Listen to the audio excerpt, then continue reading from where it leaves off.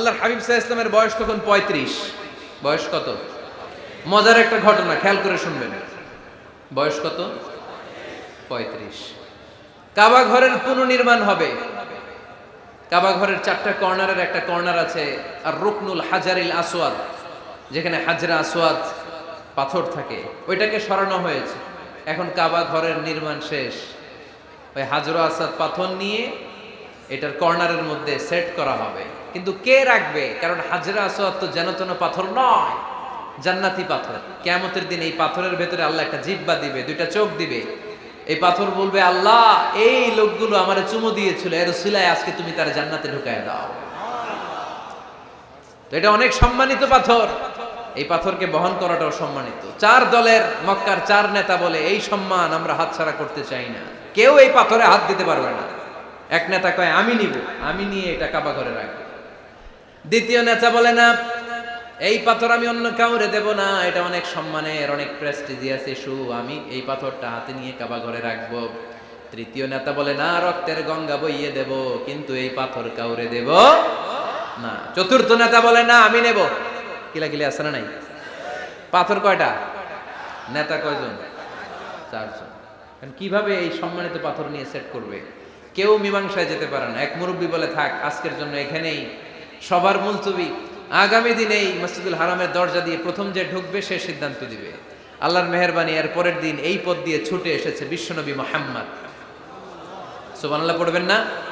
সুবহানাল্লাহ পড়েন আওয়াজ করে। কামলিওয়ালা নবী প্রথম আসলেন, সবাই খুশি, জামিন রাদিনা বি। আরে আলামিন আসছে, আলামিন আসছে। সবাই বিশ্বনবীকে বললেন এই এই ঘটনা। কেউ তো পাথর ছাড়তে চায় না। পাথর হইল একটা, নেতা কয়টা?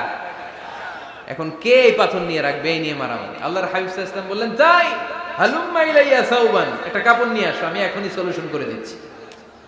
সুবহানাল্লাহ নাই? কাপড় নিয়ে আসা হলো। বিশ্বনবী বললেন, কই পাথর? সবাই বলল এই পাথর। আল্লাহর হাবিব সাল্লাল্লাহু আলাইহি ওয়াসাল্লাম মোবারক হাত দিয়ে পাথরটা তুললেন। ৪ নেতারে বললেন, ও ৪ নেতা, কাপড়ের ৪ কর্নারে তোমরা ধরো। ৪ নেতা কাপড়ের ৪ কর্নারের মধ্যে ধরলো। বিশ্বনবী নিজ হাতে পাথরটা নিয়ে কাপড়ের মাঝখানে রেখে দিলেন। এবার বিশ্বনবী আগে আগে যায়। ৪ নেতারে বললেন, ৪ কর্নার ধরে পাথরটারে নিয়ে আমার পেছনে পেছনে আসো। কাবার কাছে যে বিশ্বনবী আবার নিজ হাতে পাথরটা তুললেন, আবার নিজ হাতে কাবার ভেতরে রেখে দিলেন। পড়েন সুবহানাল্লাহ। সম্মান আসলে ৪ নেতার দিকে যায় নাই, সম্মান গিয়েছে বিশ্বনবীর দিকে। এতক্ষণ কাউরে দিবে না, এখন কেউই ধরতে পারে নাই, তারপরেও খুশি। সুবহানাল্লাহ কইবেন না?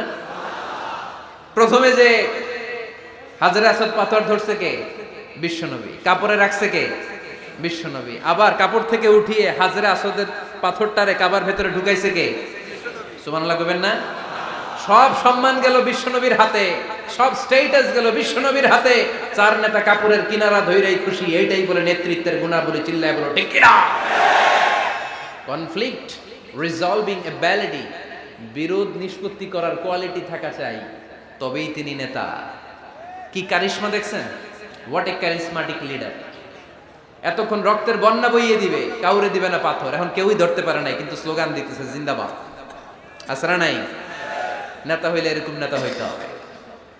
মদিনাতে আউস আর খাজরাজ গোত্রের যুদ্ধ ১২০ বছরে। কয় বছর? কেউ থামাতে পারে না, রক্তক্ষয়ী যুদ্ধ। আল্লাহর হাবিব সাল্লাল্লাহু আলাইহি ওয়াসাল্লাম মক্কা থেকে মদিনায় এসে ৭ দিনের ব্যবধানে ১২০ বছরের যুদ্ধ থামাইয়া দিলেন। এতদিনে এই গোত্রের লোকের সাথে এই গোত্রের কোনো বিয়ে নাই, এই গোত্রের লোকের সাথে এই গোত্রের কোনো অর্থনৈতিক লেনদেন নাই। বিশ্বনবী যখন আউস খাজরাজের যুদ্ধ থামিয়ে দিলেন, মদিনাতে আনন্দের ধুম পড়ে গেল, নতুন নতুন উৎসবের ধুম পড়ে গেল। সব ভাই ভাই। নেতা হইলে এরকম নেতা হইতে হবে, কোনো মারামারি থাকতে পারবে না সমাজে। চিল্লা এখন ঠিক কিনা? নেতা আসলেই সমাধান, নেতা আসলেই।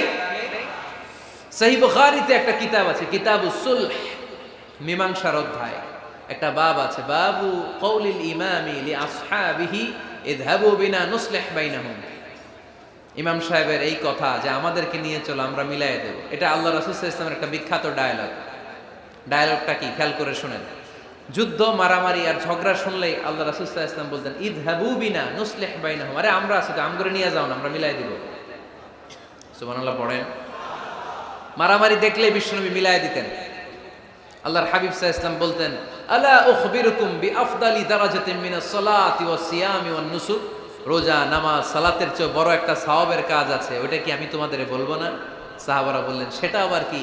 বিশ্বনবী বললেন, ইসলাহু যাতিল বাইন, দুইজন ঝগড়া করতেছে, তুমি ঝগড়া না লাগায় দিয়া মিলাই দিবা, এর চেয়ে ভালো কাজ হয় না। জোরে কোন ঠিক কিনা? সবচেয়ে শ্রেষ্ঠ কাজ।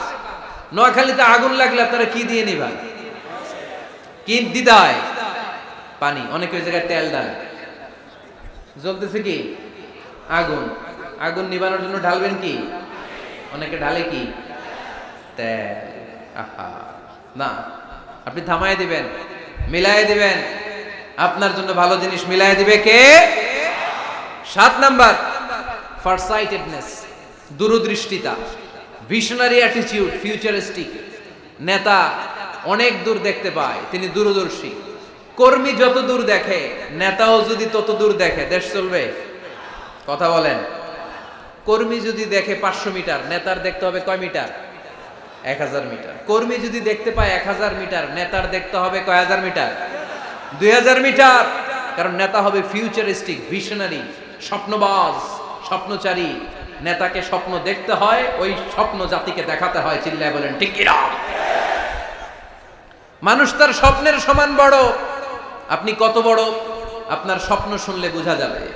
স্বপ্ন সেটা না যেটা মানুষ ঘুমিয়ে ঘুমিয়ে দেখে, স্বপ্ন সেটা যেটা অর্জনের আকাঙ্ক্ষা মানুষকে ঘুমাতে দেয় না। আল্লাহর হাবিব সাল্লাল্লাহু আলাইহি ওয়াসাল্লাম স্বপ্ন দেখিয়েছেন সাহাবাদেরকে, বিশ্ববিজয়ের স্বপ্ন, ইসলামকে বিজয়ী শক্তি হিসেবে দেখার স্বপ্ন। চিল্লায় বলেন ঠিক কিনা? আল্লাহর হাবিব বলতেন, ইন্নাল্লাহা জাওয়ালি আল আরদা ফারাআইতু মাশারিকাহা ওয়া মাগারিবাহা। আল্লাহ তাআলা গোটা বিশ্বটাকে ছোট্ট করে আমার সামনে দেখিয়েছে। আমি ফুটবলের সাইজের এই পৃথিবীর প্রাচ্য পাশ্চাত্য, ডানে বায়ে সামনে পেছনে সবটাই দেখেছি। ওয়া ইন্না মুলকা উম্মতি সায়াবলুগু মা জুবিয়ালি। যত দূর আল্লাহ আমারে দেখিয়েছে, তত জায়গায় লা ইলাহার পতাকা পথ করে একদিন উড়বে। কোন একদিন এদেশের আকাশে কালিমার পতাকা উড়বে। সেদিন সবাই খোদাই বিধান পে দুঃখ বেদনা ভুলবে। এটাই আমাদের স্বপ্ন। চিল্লায় বলেন ঠিক কিনা? স্বপ্ন দেখতে জানতে হয়। সুলহে হুদাইবিয়া চলতেছে, সন্ধি। 1400 সাহাবা নিয়ে বিশ্বনবী মক্কায় আসলেন উমরা করতে। কাফেররা বলে, গো ব্যাক, অ্যাবাউট টার্ন, ফিরে যাও, হবে না। আল্লাহ রাসূল সাল্লাল্লাহু আলাইহি ওয়াসাল্লাম অনুরোধ করলেন, দাও না, উমরার নিয়ত করে এসেছি। ইজার আর রেদা পড়ে কাফেররা বলে, না, আগামী বছর, এই বছর হবে না, চুক্তি করো। চুক্তির মধ্যে লেখা হলো, মা খাবা আলাইহি মুহাম্মাদুর রাসূলুল্লাহ। ঠিক আছে, চুক্তি 10 বছরের, মুহাম্মদ রাসূল সাল্লাল্লাহু আলাইহি ওয়াসাল্লামের পক্ষ থেকে চুক্তি। কাফেররা বলে, না, আমরা তো তোমার রাসূলুল্লাহ মানি না। তোমার রাসূলুল্লাহ মানলে তো মা সাদাদনাকা আলা শাই, তোমার সাথে কোনো ঝগড়াই নেই, রাসূলুল্লাহ কাটো। সাহাবীরা তেড়ে উঠলেন। ওমরে ফারুক বলেন, মুখ সামলে কথা বল। সুহাইল ইবনে আমির, তোর জিহ্বাটা আমি টেনে ছেড়ে ফেলবো, সাবধান।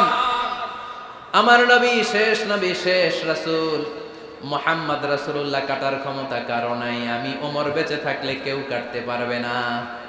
বিশ্বনবী বললেন, ওমর সরে যাও, কেটে দাও। সুবহানাল্লাহ কইবেন না? মুহাম্মদ রাসূলুল্লাহ কাফেররা মানে না। কাফেররা কয়, তুমি লেখো মুহাম্মদ ইবনে আব্দুল্লাহ, আব্দুল্লাহর বেটা মুহাম্মদ। কারণ মুহাম্মদ রাসূলুল্লাহ যদি এই সন্ধিতে থাকে, চুক্তি, তার নিচে আমরা সিগনেচার করি, তার মানে এটাই প্রমাণ হয়ে যায় আমি তোমাকে রাসূল বলে মানি। আমরা কাফেররা তোমাকে রাসূল বলে মেনে নিয়েছি। নো, তোমরা রাসূল বইরা মানলে তো খেলা এখানেই শেষ। কাটো, রাসূলুল্লাহ লেখা যাবে না, লিখতে হবে আব্দুল্লাহর বেটা মুহাম্মদ। কোন সাহাবারা রাজি হয় না। কথা শুনতেছেন? সাহাবারা বলে, রক্তক্ষয়ী যুদ্ধ হবে, আমার নবীর নামের পরে রাসূলুল্লাহ লিখতেই হবে। বিশ্বনবী বললেন, কেটে দাও। কারণ সাহাবারা দেখতেছে এতটুকু, বিশ্বনবী দেখে অতটুকু। বিশ্বনবী অন্য প্ল্যানে আগাচ্ছেন। বিশ্বনবী ভাবলেন, 10 বছরের যুদ্ধ বিরতি যদি হয়ে যায়, আমি আমার লোকদেরকে ঠিক করব। আমি তারবিয়া, তালিম, তাহজিব, তামাদ্দুন দিয়ে মদিনাটাকে একটা কল্যাণ রাষ্ট্রে পরিণত করব। আমি আমার ফোর্সকে সাজাবো, আমি আমার সাহাবাদেরকে প্রশিক্ষিত করব। এই 10 বছরের ব্যবধানে আমি গোটা বিশ্বকে ঝাঁকি মেরে কাঁপিয়ে নেব। কিন্তু সাহাবারা পড়ে আছে রাসূলুল্লাহর মধ্যে। সাহাবারা পড়ে আছে কই? সাহাবারা এর চেয়ে বেশি ভাবতে পারতেছে না। সাহাবারা বলে রাসূলুল্লাহ কাটা যাবে না, বিষ্ণু বলেন কেটে দাও। তার মানে নেতা কর্মী যদি দেখে 500 মিটার, নেতার দেখতে হবে 1000 মিটার। চিল্লায় বলেন ঠিক কি না? নেতার 9 নাম্বার গুণাবলী, a leader should be very strategic. নেতাকে কৌশলী হতে হয়। কৌশল না জানলে উনি নেতা হতে পারে? বলেন। ডিপ্লোম্যাটিক কোয়ালিটি, কূটনীতি যদি না জানা থাকে নেতা হইতে পারবে? আল্লাহর হাবিব সাল্লাল্লাহু আলাইহি ওয়াসাল্লামের মতো বড় কূটনীতিবিদ পৃথিবী দেখেছে? কথা কন না কেন? দেখেন কি ধরনের স্ট্র্যাটেজি আমার নবী ফলো করতেন। আমার নবী যদি যুদ্ধ করতে কোথাও যেতেন, অ্যাটাক করবেন ডান দিকে, অ্যাটাক করবেন কোন দিকে? খায়বার অ্যাটাক করবেন, খায়বার ডানে। বিষ্ণুনবী বের হতেন মদিনার বাম দিক দিয়ে। যাবেন কই? ডানে। আওয়াজ করে বলেন যাবে কই? কিন্তু মদিনা থেকে বের হইতেন কোন দিক দিয়ে? বাম দিক দিয়ে। লোকেশন আর ডাইরেকশন কখনো কারোর সাথে শেয়ার করতেন না। উনি কই যাচ্ছে কেউ বুঝতো না। বাম দিক দিয়ে বের হয়ে অনেক ঘুরে তারপরে ডান দিকে যেতেন। সুবহানাল্লাহ পড়বেন না? অ্যাটাক করার সময় 3টা অপশন দিতেন, choose any of the options. যে বলতেন নাম্বার 1 আসলিম তাসলাম, ইসলাম মানো, ভাই ভাই আমার হৃদয়ে চলে আসো, তোমরাও ভাই আমরাও ভাই, দুনিয়াতেও শান্তি আখিরাতেও শান্তি। এটা যদি ভালো না লাগে, option 2 you pay the tax, we provide you the security. তোমরা ট্যাক্স দিবা, আমরা তোমাদেরকে সিকিউরিটি দিব। ইয়াতুনা আল জিজিয়াতা আন ইয়াদিন ওয়া হুম সাগিরুন, তোমরা জিজিয়া দিবা, আমরা সিকিউরিটি দিব। প্রথম অপশন মুসলমান হইলা না, আমাদের ভাইও হইলা না। দ্বিতীয় অপশন ট্যাক্সও দিবা না, কাফির থাকতে মনে চায় থাকো, খ্রিস্টান থাকো, ইহুদি থাকো, ধর্মান্তরিত হওয়া লাগবে না, খালি ট্যাক্স দিবা, ওইটাও ভালো লাগে না। 3 নাম্বার অপশন হচ্ছে the sword will decide what gonna happen among আস, তলোয়ার ফয়সালা করবে এখন কি হবে। সুবহানাল্লাহ কইবেন না? প্রথমেই যেই কোথাও অ্যাটাক করতেন বিশ্বনবী, সবসময় ডিফেন্সিভ মোডে থাকতেন, আত্মরক্ষার মোডে থাকতেন। আক্রমণ করা হলে মেনে নিতেন, ধৈর্য ধারণ করতেন। ধৈর্যের সীমা যখন ছাড়িয়ে যেত তখন বিশ্বনবী হাত তুলতেন, চিল্লায় বলেন ঠিক কি না? যুদ্ধের ময়দানেও যখন সেনাপতি পাঠাতেন বলতেন খবরদার নারীদের গায়ে হাত তুলো না, বৃদ্ধাদেরকে মেরো না, শিশুদেরকে মেরো না, ওই এলাকার পাদ্রীদের গায়ে হাত তুলো না, ওই এলাকার গবাদি পশুগুলোকে হত্যা করো না, গাছপালাগুলো ধ্বংস করো না। তোমাদের বিরোধী যোদ্ধারাও যদি তলোয়ার রেখে দিয়ে হাত তুলে বলে আল আমান, সিকিউরিটি সিকিউরিটি, আমরা আমান চাই, নিরাপত্তা চাই, তাকেও মেরো না। সুবহানাল্লাহ পড়বেন না? গোটা বিশ্বকে সভ্যতা শিখিয়েছেন। মক্কা বিজয়ের পরে গণধর্ষণ করেন নাই, গ্রামকে গ্রাম তিনি জ্বালিয়ে দেন নাই, হাজার হাজার লক্ষ লক্ষ শত্রুকে এক বাক্য দিয়ে ক্ষমার ঘোষণা দিয়েছেন, চিল্লায় বলেন ঠিক কি না? As a father, as a teacher, as a commander, as a leader, as a lawgiver, as a lawmaker, as a reformer of the society, Muhammad is the superman of the world. আওয়াজ করে পড়তে হবে আল্লাহু আকবার। কূটনীতি কারে বলে? Diplomacy কারে বলে? স্ট্র্যাটেজিক অ্যাটিটিউড কারে বলে? শিখে নেন। বদরের প্রান্তরে বিষ্ণু ঈসা ইসলাম উপস্থিত হলেন। ওই যে কাফেরদের তাবু, কাফেররা আসছে 3 দিন আগে, মুসলিম সৈনিকরা পৌঁছলেন 3য় দিন। এসে বিষ্ণু ঈসা ইসলাম সবাইকে বললেন কত হতে পারে কাফের, কেউ বলতে পারে না। 2 জন রাখাল পেয়ে জিজ্ঞেস করলে এই রাখাল কয়দিন ধরে আছো? আমরা 1 সপ্তাহ ধরে এই বদরে আছি। শুনতেছেন? শুনতেছেন? উনি বললেন ওই যে কাফেররা যে আসছে কয়দিন আগে? কয় 3 দিন আগে। 3 দিন আগে। কত হবে সংখ্যা? কলু কাসীর, অনেক। কত হইতে পারে?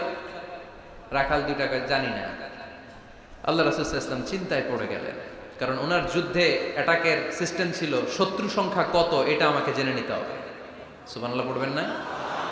অনেক কৌশল হাতড়িয়ে এবার বিশ্বনবী আবার রাখাল 2টাকে ডেকে পাঠালেন, বললেন কাম ইয়ানহারুনা কুল্লা ইয়াউম, ওরা আসার পর থেকে প্রতিদিন খাওয়ার জন্য কয়টা করে উট জবাই করে? এবার ওরা বলল প্রথম দিনে ইয়াউমান তিসআন, প্রথম দিন খাওয়ার জন্য উট জবাই করেছে 9টা। অফিল ইয়াউমি সানি 10, আর দ্বিতীয় দিনে উট জবাই করেছে 10টা। বিশ্বনবী বললেন তাই ইদান আল কওমু মা বাইনা 900 ওয়াল আলফ, তাহলে কাফেররা 900 থেকে 1000 এর মধ্যে হবে। কত ছিল কাফেরের সংখ্যা? বদরের যুদ্ধে কাফেরের সংখ্যা ছিল কত? 1000। কিভাবে নমুনা দেখে আলামত সংগ্রহ করতেন? ওরা কয়টা উট জবাই করেছে, 2 দিনে প্রথম দিন 9টা, দ্বিতীয় দিন 10টা। বিশ্বনবী হিসাব মিলাই ফেললেন যোগ বিয়োগ দিয়ে, কাফেরের সংখ্যা 900 থেকে 1000-এর মধ্যে হবে। হিসেব করে দেখা গেল 1000 সৈনিক এসেছিল সেই বদরের যুদ্ধে। চিল্লায় বলো আল্লাহু আকবার। স্ট্র্যাটেজি জানতে হয় না, তাকে কৌশল জানতে হয়। সর্বশেষ নেতার যে গুণ, এটা বলে শেষ করব, সাকসেশন ম্যানেজমেন্ট। নেতা ভালো নেতা বানায়া যায়, ঠিক কিনা? A good leader produces a good leader. একজন ভালো নেতা তখনই ভালো নেতা যখন সে নতুন করে ভালো নেতা তৈরি করে দিয়ে যায়, ঠিক কিনা? সে যদি নতুন নেতৃত্ব তৈরি করে দিয়ে না যায়, সমাজ চলবে? চলবে? এটাকে বলে দি সাকসেশন ম্যানেজমেন্ট। আল্লাহ রাসূল সাল্লাল্লাহু আলাইহি ওয়াসাল্লাম ভালো সাকসেসর রেখে গিয়েছিলেন, এমন কিছু যোগ্য নেতৃত্ব তৈরি করে গিয়েছিলেন, উনার পরে টানা 30 বছর নেতৃত্ব নিয়ে মুসলিম উম্মাহকে 1 সেকেন্ডও ভাবা লাগে না। চিল্লায় বলো মুসলমান, ঠিক কিনা? ভালো নেতা বানায়। নেতা খালি নেতৃত্ব দেয়, উনি কোনো নেতা বানায় নাই। এটা কি নেতা? কথা বলেন। এবার উত্তর দেন। আমার নবী ইন্তেকালের আগেই যোগ্য নেতৃত্ব তৈরি করে রেখে গিয়েছিলেন কি জান নাই? কাকে রেখে গেছেন? আবু বকর। আরহামু উম্মতি বি উম্মতি আবু বকর। এই উম্মতের সবচেয়ে রহমদিল। আর কারে রেখে গিয়েছেন? ওমর। আশাদ্দুহুম ফি আমরিল্লাহি ওমর। আল্লাহর জমিনে আল্লাহর দ্বীন বাস্তবায়নে সবচেয়ে কঠোর ছিল ওমর। ওনার ক্যারেক্টারিস্টিক এমন ছিল, কথার আগে হাত চলতো, জোরে কোন ঠিক কিনা? আল্লাহর হাবিব সাল্লাল্লাহু আলাইহি ওয়াসাল্লাম বলতেন, লা নাবিয়্যা বা'দি ওয়ালা রাসূলা। আমার পরে নবীও নাই, রাসূলও নাই, তবে লাউ কানা বা'দি লাকানা ওমর। আমার পরে যদি নবী হওয়ার যোগ্যতা কারো থাকে, আমার ওমরের সেই যোগ্যতা আছে। প্রভু তুমি বলেছো রাসূল দেবে না, বলনি দেবে না ওমর, বলনি দেবে না হামজা তারি, খালিদ বিজয় সমর। প্রভু তুমি বলেছো রাসূল দেবে না, বলনি দেবে না ওমর, বলনি দেবে না হামজা তারি, খালিদ বিজয় সমর। প্রভু তুমি বলেছো রাসূল দেবে না। সুবহানাল্লাহ পড়েন।